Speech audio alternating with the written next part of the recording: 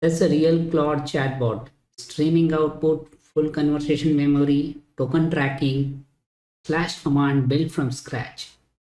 In this episode, we will build it step by step, everything from phase 1.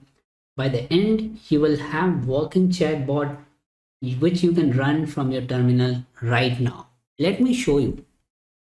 If I simply ask what is, so I'm expected to get a response from Claude within 10 words on the fast APIs. Now let me show you how to run this, how to build that.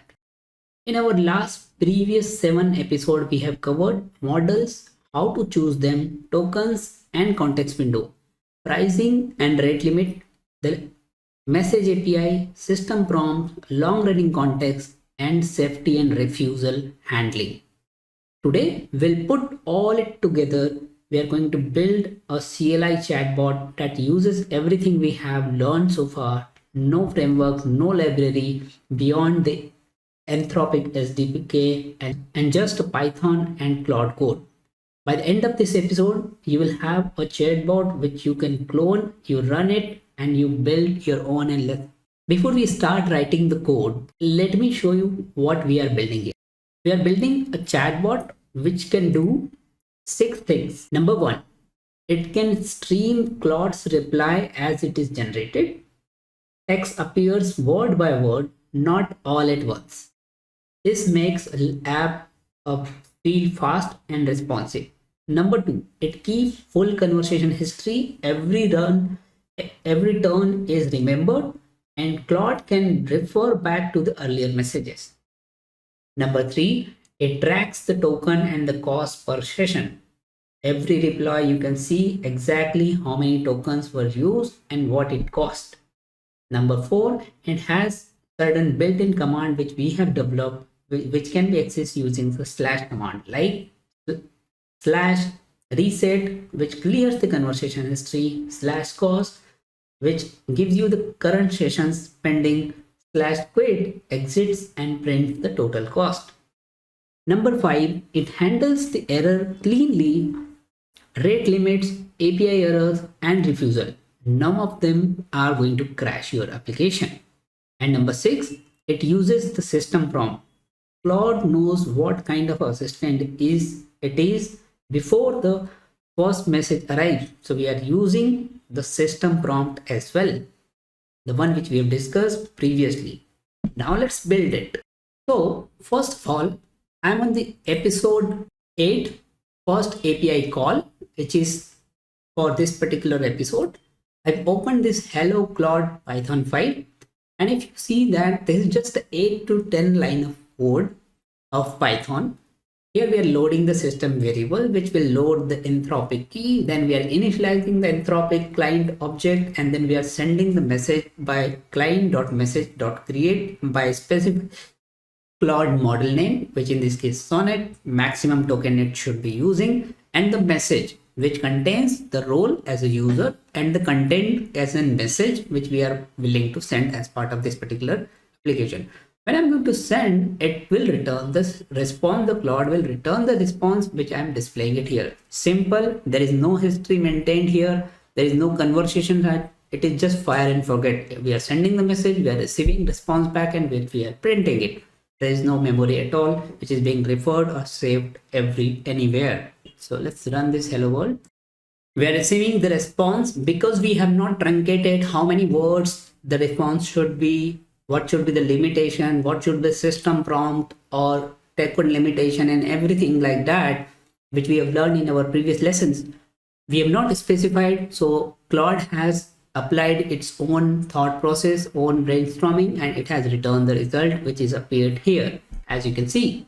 Now let me open the real chatbot Python file and let's see what it does or what it has. Similarly, here we are simply using the Anthropic's Python library. We are loading the environment variable, initializing the client object for the Anthropic class, specifying the model parameter. So this is our model parameter. Then we have the pricing of the model for input and output, which is on the per million token basis.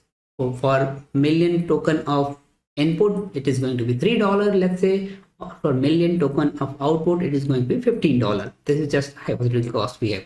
For actual cost, you can refer to the costing model on your Claude dashboard, and from there you can put the value. For the system, we have specified the system's constraint role, what it needs to be done, or the job description, which we used to call. You are a helpful, concise developer's assistant. You are specialized in Python APIs and software engineering. Keep answer focused and practical. So this is the last one, is the constraint which we have given. Next, we have a history, and then total and input and output cost. So what we are doing is, here we have created a supported method, a cost method, which is calculating the cost depending upon the total input and output tokens, and output and input tokens are basically calculated below in the methods. So the first thing we have added is streaming. Instead of using the client.message.create method, which we used to refer in our earlier example to send the messages, now we are using the client.message.stream. The difference between the create and stream method is create waits for a full response to appear and then it displays the message. Whereas in the case of stream, it gives the text piece by piece, and as Claude generates those messages or the message or the content pieces. If you refer here, the key line, which is stream.textstream, right, which is this one, it is basically having the array of chunks. So for each chunk we are retrieving it, we are combining those chunks as a full message, and we're displaying that particular full message and appending the message into the history array. Now if I show you the outcome of this, let me just run it. So as you can see, as in when we are receiving the message, we are getting the response back from Claude, and this time, as I have not specified the limitation of the length or the total number of lines I need to have, so it has returned the long message with some examples as well in the readme format, because I have not specified any specific constraint for that. Next, we have the conversation history. If you look at the history object, which we have defined as an array, and then every time we are sending a user input, that user input is getting appended in the history, and also when the Claude sends the response back, that response is also, we are basically appending to the history so that it knows the conversation history, whatever has happened. And then next time when the Claude receives the input, it receives the input along with our previous conversation as well, so that it maintains the full hierarchy of the conversation which has happened in the past. I have already described about the token calculation. So we have the cost calculation method, which basically describes the calculation of the costing of based upon the number of input and output tokens which are being received or calculated by this particular Claude chatbot. And then we have the certain number of commands. Like we have 3 commands which we have built. Number 1 is quit command, which is there in the line number 50. Here we are just simply returning or having an exit condition for the while loop. Where is the while loop? This is the while loop, and for this while loop to exit, we are returning a false so that this while loop exits from the chatbot. Next, we have a reset command. In that case, we are erasing the history and the memory of the conversation so that it forget about that conversation. So, and when the next message is getting sent, that next message would not have any idea about the previous conversation if I perform the reset command. Similarly, if I would like to perform the cost command, then it will display the total cost which has been consumed so far by the program, and it is going to be displayed here. So if I simply run, let's say, cost, then this is what the cost I'm getting. That total input tokens are 44, outputs are 350 for this particular session, and this is what the cost is going to be, right? Now the same cost I should be able to see in my dashboard as well. So if I come to here in my dashboard, and if I refresh that, I should be able to see the logs as well. Now if I go back to the logs here, this is what it is. 44 token, 350 output token. Exactly what is given there in the chatbot, and same thing is being logged by the Claude application, and which we can validate by this particular instance. Now, if you pay the attention to our chatbot, as I said, we are using the streaming API, right? That's the reason you see the type as in streaming, whereas in the previous conversation, in the previous demonstration which we have done so far, we were using the create message API, hence it was a HTTP call, not a streaming call. But now, as we are using the chatbot and a specifically different method, we have this particular streaming type which has been appeared here. The users can be shown here as well, how many input and output token which has been displayed here. So it's not like you have to write your own program, but if you have access to your account, then you can see the overall token uses for entire month or a specific duration within this particular portal as well. All right, so with that, our phase 1 of Claude AI for developer gets completed. Let me summarize what we have learned so far. Based on our learning, you can choose the right Claude model for any of your use case, and you can explain that why you are using a specific model like Sonnet, Haiku, or Opus. For different use case, we have learned which one to use, which one not to use. So depending upon use case, your use case, you can use that.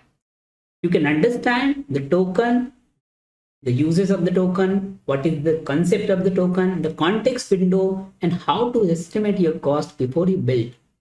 You can also make the API call in case if you require, manage the conversation history, and read every field in the response object. We have seen many attributes which are being provided, available from the Claude API, right? And that also you can use. You know how to write system.